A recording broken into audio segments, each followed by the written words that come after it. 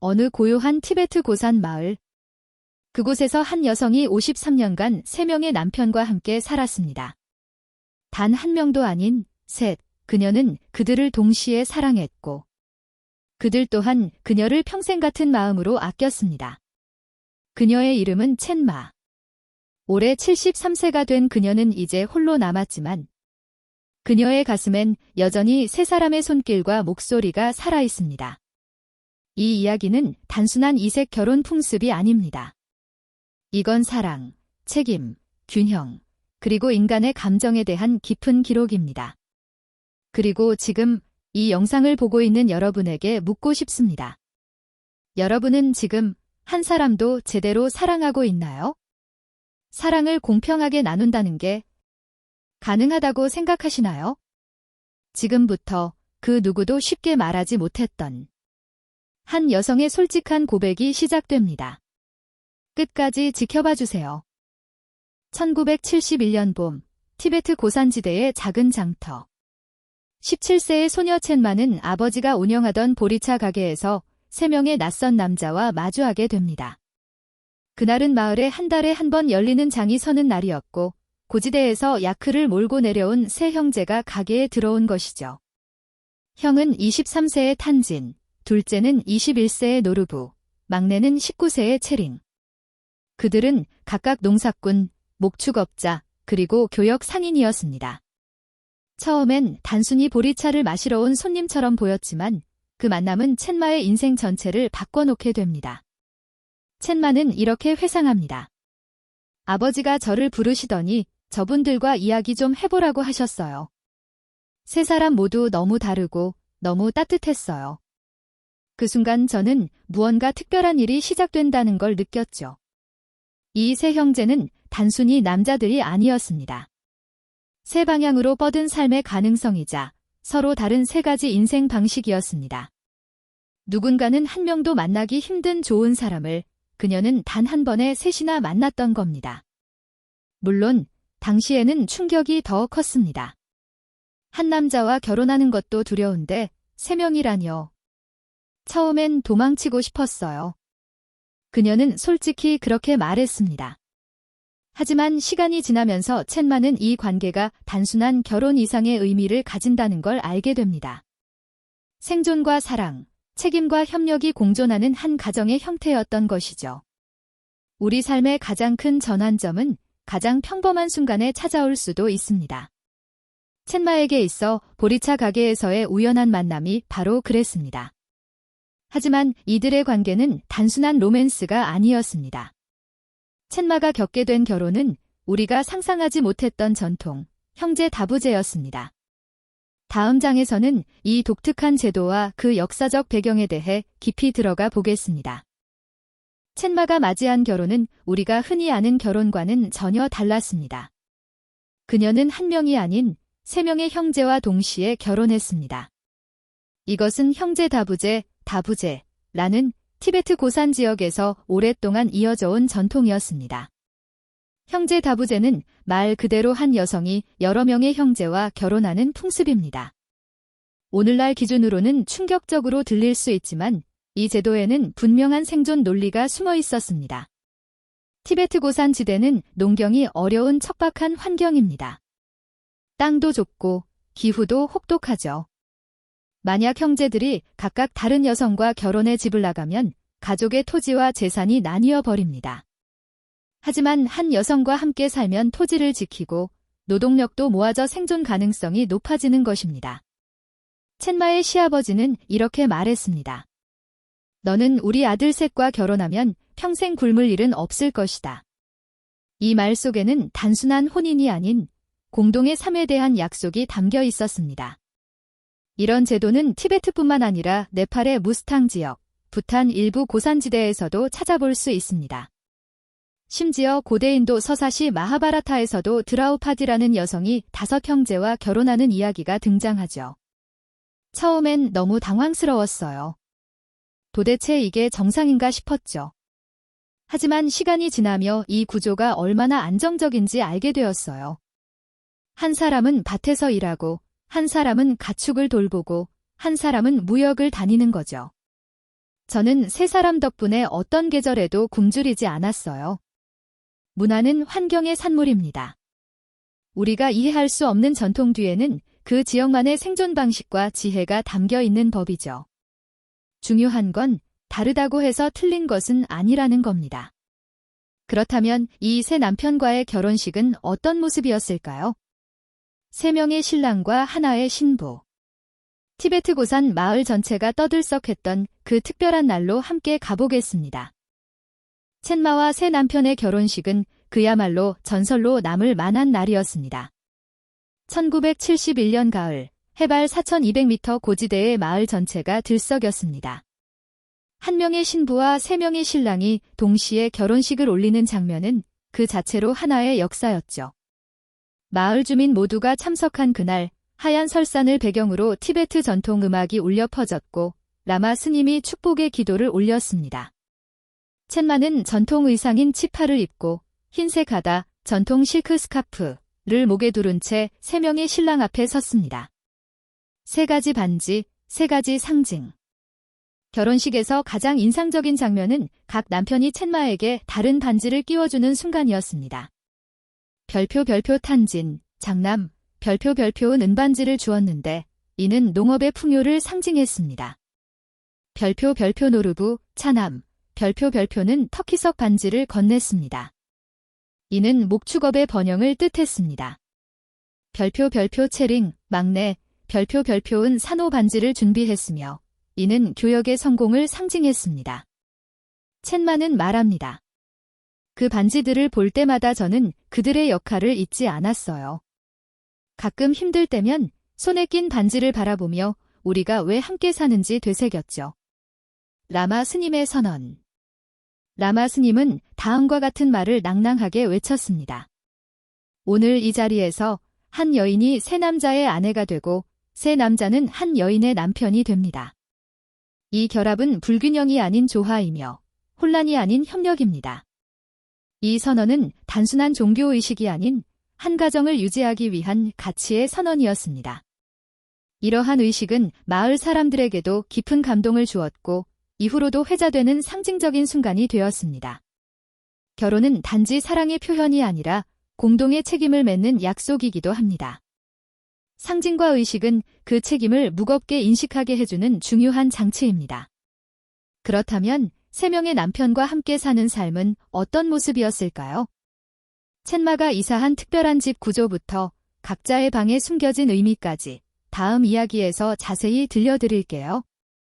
결혼 이후 첸마는 해발 4,200m에 위치한 세 형제의 고향집으로 이사하게 됩니다. 하지만 그 집은 단순한 주거 공간이 아니었습니다. 그 집 자체가 다부제 가족을 위해 지어진 특별한 구조였죠. 1층은 야크와 염소를 위한 외양간과 식량 저장고, 2층은 공용 거실과 주방, 조상 제단이 있는 신성한 공간. 3층은 4개의 침실로 구성되었는데 세 남편 각자의 방과 중앙에 위치한 첸마의 방이 있었습니다. 이 집의 구조는 단순히 공간을 나눈 것이 아니라 역할과 책임을 구체화한 구조였습니다. 각 남편은 자신의 방에 고유한 개성을 담았습니다. 탄진의 방에는 농기구와 씨앗이 가지런히 놓여 있었고, 노르부의 방에는 동물 가죽과 털 담요가 가득했고, 체링의 방에는 인도와 중국에서 가져온 희귀 물품들이 진열되어 있었습니다. 첸마는 중앙방에 머물며 세 사람과의 균형을 유지하는 중심 역할을 했습니다. 그녀는 말합니다. 저는 늘 중간에 있었어요. 물리적으로도 감정적으로도요. 누구 한 사람에게만 가까워져도 나머지 두 사람은 금세 눈치를 챘죠. 이 가족의 특징은 단지 함께 사는 것에 그치지 않았습니다. 가족 내 권력과 의사 결정권도 철저히 계절에 따라 나뉘었습니다. 별표 봄, 가을, 농번기, 별표엔 탄진이 주도권을 쥐고 농사에 대한 모든 결정을 내렸습니다. 별표 여름, 목축기, 별표엔 노르부가 목초지로 올라가 가족의 경제를 책임졌고, 별표 겨울, 무역기, 별표엔 체링이 인도나 중국으로 떠나면서 상업적 수입을 담당했습니다. 어쩌면 이 구조는 오늘날의 전문 분업형 가정과 비슷합니다. 각자의 강점을 살려 서로의 부족함을 메우는 시스템이죠. 가족이란 혈연보다도 역할과 책임으로 이루어진 유기체일 수 있습니다. 균형을 맞추기 위해선 상호 존중과 분업의 지혜가 반드시 필요합니다. 그렇다면 첸마와 남편들은 어떻게 사적인 시간을 조율했을까요? 서로의 시간과 공간을 존중하기 위한 신호 시스템이 다음 장에서 펼쳐집니다. 한 지붕 아래에서 네 사람이 살아간다는 것은 생각보다 훨씬 더 복잡한 일입니다. 첸마와 새 남편은 단지 집을 함께 쓰는 것이 아니라 사적인 시간을 서로 존중해야 했습니다. 그래서 그들만의 독특한 규칙이 생겼습니다. 그것이 바로 침실 앞의 신호 시스템입니다. 새 남편, 세 개의 물건 돈을 밤의 주인은 누구인가? 탄지는 낡은 농부 모자를 자신의 방 앞에 걸었습니다. 노르부는 손때 묻은 목동 지팡이를 세워두었고, 채링은 무역 중 얻은 희귀한 돌멩이를 문 앞에 놓았습니다. 첸마가 어느 방으로 들어갈지, 그리고 다른 두 남편이 그 밤에 어떻게 행동할지를 정해주는 작지만 강력한 신호였던 것이죠. 룰은 단순하지만 엄격했습니다. 문 앞에 표시가 있으면 그 방은 오늘의 선택입니다. 다른 형제는 절대 노크하지 않고 말을 걸지 않습니다. 아이들도 그 규칙을 알고 해당 방 앞에선 조용히 지나갔습니다. 이러한 시스템은 첸마에게도 남편들에게도 감정의 갈등을 줄이는데 큰 도움이 되었습니다. 어색했던 처음과 달리 나중에는 자연스러워졌어요. 오히려 그 신호 덕분에 서로를 더 배려하게 되었죠. 첸마의 회상입니다. 예상치 못한 사건도 있었습니다. 어느 여름밤, 첸마는 노르부와 함께 있기로 되어 있었습니다. 하지만 야크 한 마리가 병에 걸려 노르부가 긴급히 나가야 했고, 그 사이 채링이 외롭다며 첸마의 방으로 찾아왔습니다. 그날 밤 이후 노르부는 조용히 상처를 받았고 첸마는 무언의 긴장을 느꼈습니다. 그래서 생겨난 것이 바로 별표 보상 시스템 별표입니다. 보상 시스템의 핵심은 공평함. 자신의 차례를 놓친 사람은 다음 주에 하루를 더 가집니다. 불가피한 상황이 생겼을 때 그 손실을 인정하고 보완해주는 방식입니다. 함께 살아간다는 것은 감정의 균형을 맞추는 기술입니다. 명확한 규칙과 공평한 보상이 없다면 사랑도 갈등으로 바뀔 수 있습니다. 그렇다면 그들의 시간 배분은 어떻게 이루어졌을까요? 요일별, 계절별로 변화하는 첸마의 사랑의 시간표가 다음 이야기에서 펼쳐집니다. 첸마의 삶은 단순히 새 남편과 나눠 사는 삶이 아니었습니다.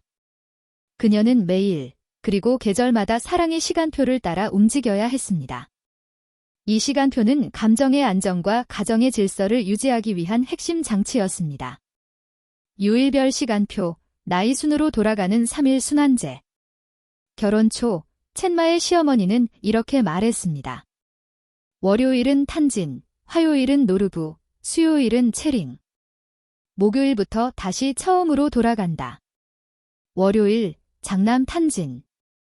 화요일, 차남 노르부. 수요일, 막내 채링. 목토, 다시 반복. 일요일, 금요일, 티베트 불교의 영향. 이 3일 순환 시스템은 공평함을 보장하는 동시에 감정적 불안을 줄이는 장치였습니다. 일요일, 금욕의 의미. 티베트 불교에서는 일주일의 하루는 반드시 성욕을 멀리하는 날로 삼아야 했습니다. 이날에는 기도, 명상, 가족 식사와 대화에 집중하며 몸과 마음을 정화했습니다. 계절별 시간표, 생존과 경제에 따른 재편.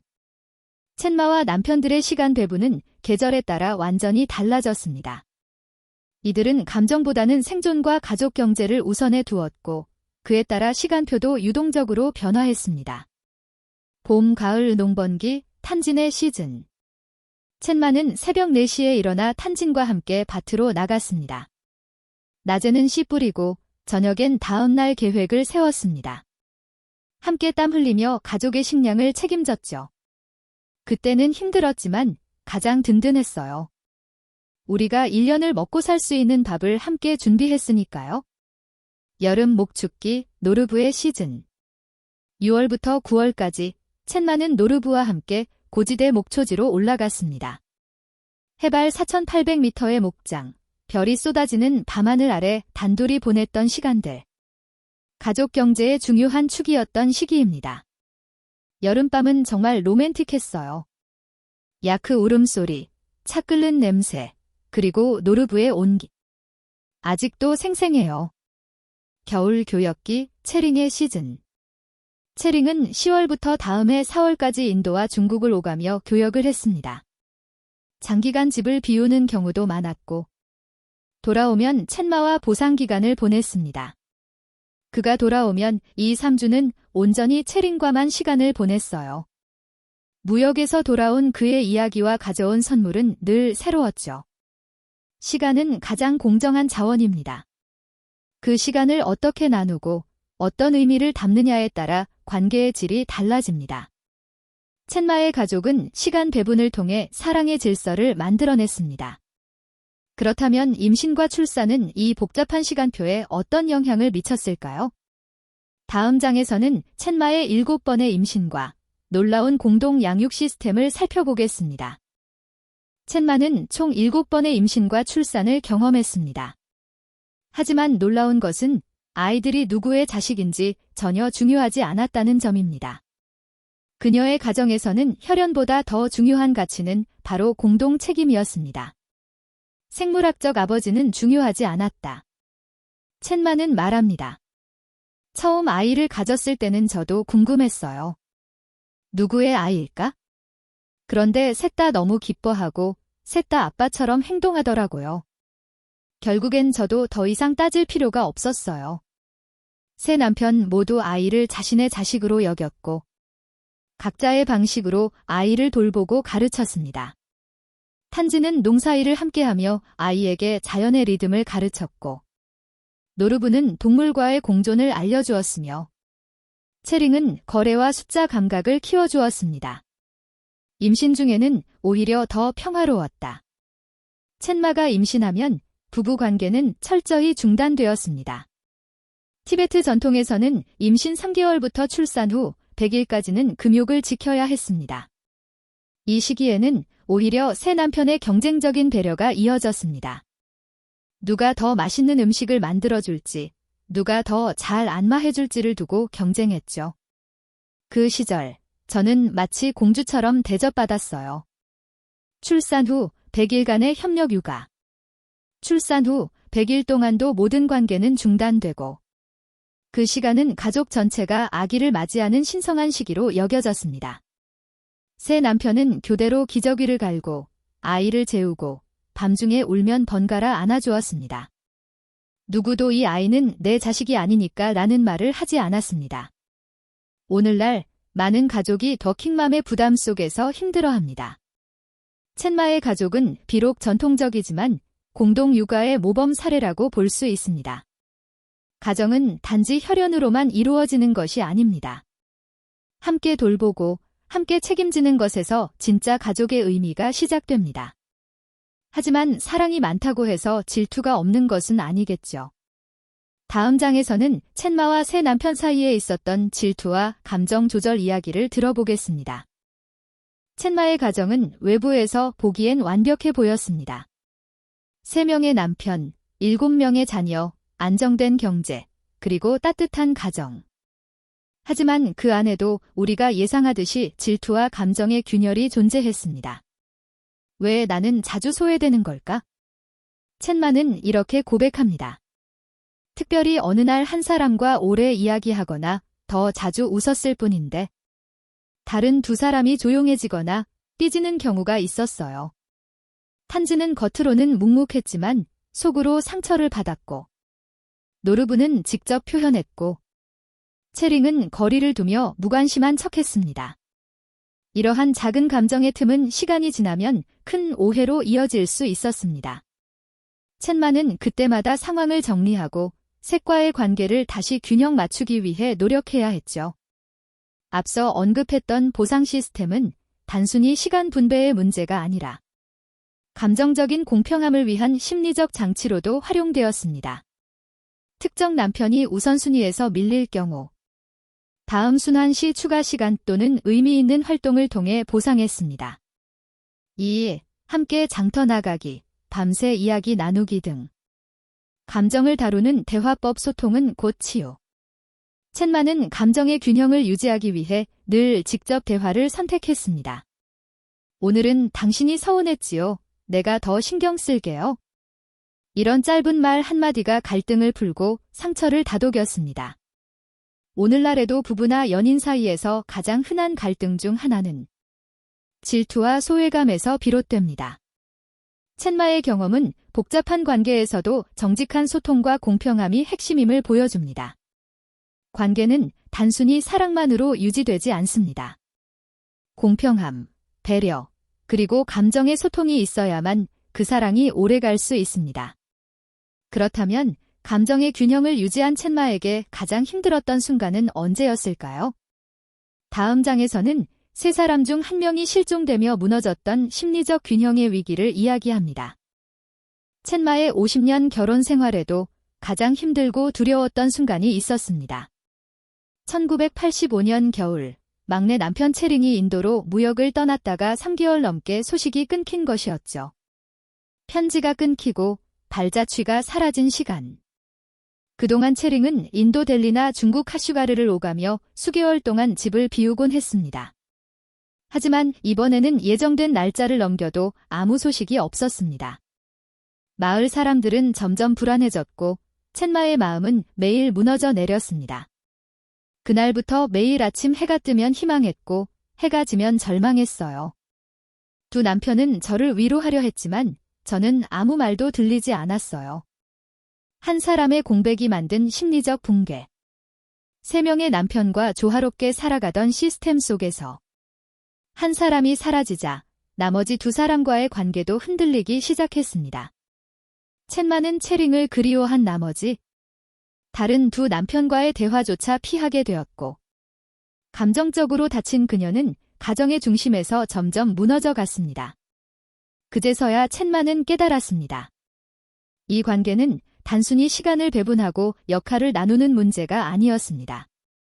감정은 분리될 수 없으며 3사람 모두가 연결된 하나의 그물망이라는 것을요. 다행히 체링은 4개월 만에 무사히 돌아왔고 그 이후로 첸마는 감정의 균형을 더 섬세하게 다루는 법을 배우게 되었습니다. 다인 관계에서는 한 사람의 변화가 전체의 균형을 흔들 수 있습니다. 가족이란 각자의 독립이 아닌 서로 맞물린 감정의 유기체임을 잊지 말아야 합니다. 하지만 그럼에도 불구하고 그들은 긴 세월을 함께 견뎌냈습니다. 다음 장에서는 첸마가 말하는 나이가 들수록 달라진 사랑의 모습을 만나보겠습니다. 사랑은 시간이 지나며 형태를 바꿉니다. 젊은 시절에는 열정과 설렘이 중심이지만 나이가 들수록 사랑은 침묵 속의 배려, 손끝의 온기, 눈빛의 이해로 바뀌어 갑니다. 첸마도 예외는 아니었습니다. 40대를 넘어서며 그녀와 새 남편의 관계는 점점 육체적인 친밀감보다 정서적인 유대에 중심을 두게 되었습니다. 30대까지는 일주일에 5, 6번씩 시간을 나누었다면 40대엔 2, 3번으로 50대 이후에는 한 달에 1-2번 정도로 줄어들었습니다. 그러나 그 시간들은 훨씬 더 깊고 의미 있는 대화와 교감으로 채워졌죠. 첸마는 말합니다. 예전에는 누가 더 자주 오는지가 중요했다면 이젠 누가 더 오래 손잡아 주는지가 중요했어요. 함께한 나날의 무게가 만든 따뜻한 거리감. 새 남편 모두 나이가 들면서 체력도 욕망도 줄어들었고 그 대신 함께 차 마시며 조용히 앉아있는 시간이 더 귀해졌습니다. 탄지는 매주 함께 밭 둘러보기를 즐겼고 노르부는 아이들 이야기를 함께 나누는 저녁 시간을 체링은 예전 여행 사진을 꺼내 추억을 나누는 밤을 소중히 여겼습니다. 오늘날 많은 부부는 나이가 들수록 대화가 줄고 관계가 멀어진다고 느낍니다. 하지만 첸마의 이야기는 말합니다. 진짜 사랑은 나이 들어도 식는 게 아니라 모양을 바꿔가는 것이라고요. 사랑은 속도의 문제가 아니라 깊이의 문제입니다. 나이가 들수록 필요한 건 더 많은 말이 아니라 별표 더 많은 듣는 시간 별표입니다. 그렇다면 외부 사람들은 이 독특한 가정을 어떻게 바라봤을까요? 첸마와 새 남편이 겪은 편견과 시선, 그리고 그것을 극복한 이야기로 이어집니다. 첸마의 삶은 특별했고 그만큼 사람들의 시선도 달랐습니다. 마을 사람들, 외지인들, 심지어 가족 친척들까지 3명의 남편과 살아간다는 사실은 늘 화제의 중심이었습니다. 남자가 셋이라니 얼마나 좋을까? 첸마가 가장 많이 들었던 말 중 하나는 이것이었습니다. 남편이 셋이나 있으니 참 복도 많네. 겉보기엔 부러움과 농담처럼 들릴지 몰라도 그 말 뒤엔 편견이 숨어 있었습니다. 어떤 이는 그녀를 성적으로 문란한 여성이라 수군거렸고, 어떤 이는 권력을 쥐고 남편을 조종하는 사람이라 여겼습니다. 또 다른 이는 진짜 사랑은 없을 것이라고 단정지었습니다. 현실은 전혀 달랐다. 첸마는 말합니다. 정말 그들이 말한 것처럼 쉬운 삶이었다면 나는 매일 밤 누구를 위로하고 누구와 화해하며 울지 않았을 거예요. 실제 생활은 엄청난 감정 노동, 갈등 조정, 책임감의 연속이었습니다. 각 남편의 감정을 살피고 균형 있게 사랑을 나누고 경제와 아이들까지 관리해야 했던 첸마는 가족의 중심이자 관리자이자 중재자였습니다. 하지만 시간이 흐르자 마을 사람들의 시선도 서서히 바뀌었습니다.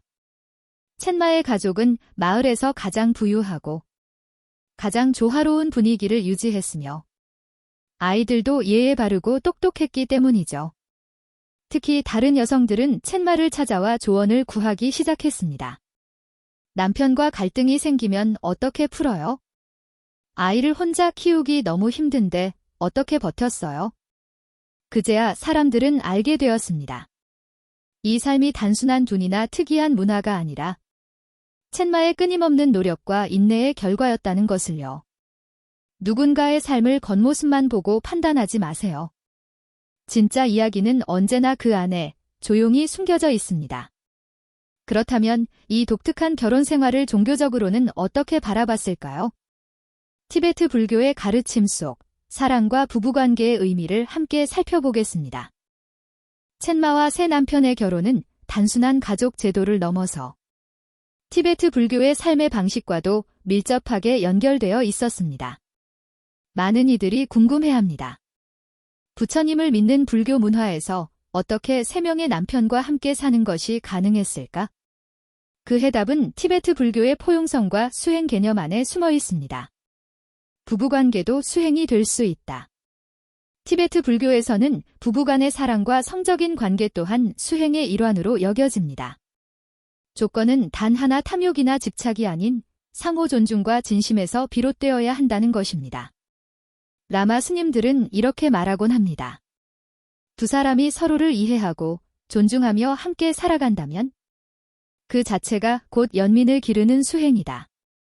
일주일의 하루는 금욕의 날. 첸마의 가족도 매주 일요일 관계를 맺지 않고 명상과 기도에 집중했습니다. 뿐만 아니라 보름달과 초승달이 뜨는 날에도 모든 성관계를 중단하고 마음을 가라앉히는 시간을 가졌습니다. 이러한 전통은 단지 종교적 의무가 아니라 욕망을 절제하고 관계의 중심을 다시 맞추는 장치이기도 했습니다. 영적 균형이 곧 가정의 균형. 첸마는 말합니다. 우리가 매주 하루씩 떨어져 지낸 덕분에 더 소중해졌고 더 따뜻해졌어요. 그 하루는 우리에게 꼭 필요한 호흡이었어요. 이러한 의식적인 거리두기는 오히려 관계를 더 건강하게 만들었습니다. 현대사회에서는 감정이나 욕망에 휘둘리기 쉬운 만큼 티베트 불교의 절제와 수행의 시선은 관계의 질을 높이고 감정을 맑게 정화하는 데 큰 도움이 될 수 있습니다. 사랑은 끊임없이 서로를 권하는 것이 아니라 때로는 서로를 존중하며 쉬어가는 것에서 더 깊어질 수 있습니다. 그렇다면 이 모든 세월을 함께한 첸마의 진짜 속마음은 무엇이었을까요? 마지막 장에서는 그녀의 회고와 우리가 배울 수 있는 진짜 사랑의 정의를 들어보겠습니다. 이제 73세가 된 첸마는 3명의 남편 모두를 먼저 떠나보내고 홀로 살아가고 있습니다. 그러나 그녀의 기억 속엔 사랑, 갈등, 성장, 눈물과 웃음이 모두 얽힌 삶이 선명히 남아 있습니다. 쉬운 삶은 아니었어요. 하지만 후회는 없어요. 첸마는 조용히 말합니다. 세 사람 모두를 진심으로 사랑했고 그들도 나를 진심으로 아껴줬어요. 하루하루가 전쟁 같을 때도 있었지만 매 순간 진짜로 살았다는 느낌이 있었어요. 그녀는 수많은 책임을 감당해야 했고 때로는 화해자, 때로는 중재자, 때로는 어머니이자 친구였지만 그 모든 역할이 첸마 자신을 완성시켰습니다. 사랑의 정의란 무엇인가? 첸마에게 있어 사랑은 다음과 같았습니다. 누군가를 위해 기다려주는 것, 때론 뒤로 물러서주는 용기, 그리고 모든 감정을 숨기지 않고 정직하게 나누는 것, 우리에게 남기는 마지막 조언. 사람들은 나를 보며 복이 많다고 해요. 남편이 셋이나 있어서 좋겠다고 하죠. 하지만 진실은 달라요. 한 사람을 사랑하는 것도 어려운 일이에요. 세 사람을 동시에 사랑한다는 건 진심이 아니면 절대 불가능한 일이에요. 첸마는 우리에게 말합니다. 사랑은 기술이 아니라 진심이다. 다시 태어나도 같은 길을 걸을 거예요. 이제 그녀는 더 이상 외롭지 않습니다. 왜냐하면 그녀는 세 명의 진짜 사랑을 받았고 또 그들을 사랑했기 때문입니다. 다시 태어나도 같은 삶을 살 거예요. 그들은 모두 나를 진심으로 사랑해줬고 나도 그들을 진심으로 사랑했어요. 우리가 어떤 삶을 살든 중요한 건 얼마나 진심으로 사랑했는가입니다. 사랑은 복잡해질 수도 있지만 그 안에 진심이 있다면 어떤 형태든 아름다울 수 있습니다. 이야기를 끝맺기 전에 첸마의 삶에서 우리가 가져갈 수 있는 교훈들을 정리해보며 마무리하겠습니다. 첸마의 특별한 삶은 단지 흥미로운 이야기가 아닙니다. 그 안에는 우리가 현대를 살아가며 깊이 새겨야 할 삶의 교훈들이 담겨 있습니다. 이제 그녀의 삶에서 건져올 수 있는 7가지 지혜를 함께 정리해봅니다. 1. 사랑은 형태보다 진심이 중요하다. 한 명이든 세 명이든 중요한 건 얼마나 진심으로 서로를 대했는가입니다. 사랑의 모양은 달라도 중심에는 언제나 진심이 있어야 합니다. 2. 가족은 혈연이 아니라 책임으로 이루어진다. 첸마의 자녀들은 생물학적 아버지가 누구인지 몰랐지만 3명의 아버지를 동시에 사랑하고 존중하며 자랐습니다. 진짜 가족이란 함께 책임지는 존재들입니다. 3. 공평함은 관계의 기초다. 첸마는 매일의 시간, 감정, 사랑을 균형 있게 나누는 일에 온 힘을 다했습니다. 한 사람이라도 소외되면 전체가 흔들린다는 걸 그녀는 너무 잘 알고 있었습니다. 4. 소통은 갈등보다 앞서야 한다. 갈등은 피할 수 없습니다. 하지만 정직한 소통은 갈등을 치유하고 마음을 연결하는 다리가 됩니다. 5. 슬픔은 나눌 때 치유된다. 첸마가 채링의 실종으로 무너졌을 때 나머지 두 남편에 함께 울어주는 마음이 그녀를 다시 일으켜 세웠습니다. 슬픔은 나눌수록 가벼워집니다. 6. 거리두기는 사랑의 연료다. 티베트 불교식 금욕의 날은 단지 종교적 의무가 아니라 사랑을 다시 바라보고 서로의 존재를 소중히 느끼는 시간이었습니다. 7. 진짜 사랑은 끝나지 않는다. 3명의 남편이 모두 세상을 떠났지만 첸마의 마음속에서 그들의 사랑은 지금도 살아있습니다. 사랑은 떠나는 것이 아니라 형태만 바뀌는 것일지도 모릅니다. 첸마의 삶은 우리에게 묻습니다. 당신은 오늘 얼마나 진심으로 사랑하고 있나요? 우리가 어떤 관계를 맺든 어떤 삶을 살든 진심과 책임, 균형, 그리고 존중이 함께할 때 그 삶은 반드시 아름답게 빛날 것입니다. 이 영상이 마음에 닿았다면 좋아요와 구독 버튼을 눌러주세요. 당신의 공감과 관심이 저희에게 큰 힘이 됩니다. 그리고 여러분은 이 이야기에서 어떤 생각이 드셨나요? 다부제, 사랑, 가족, 균형, 어떤 관점이든 좋습니다. 아래 댓글에 여러분의 의견을 나눠주세요. 당신의 이야기도 기다리고 있을게요.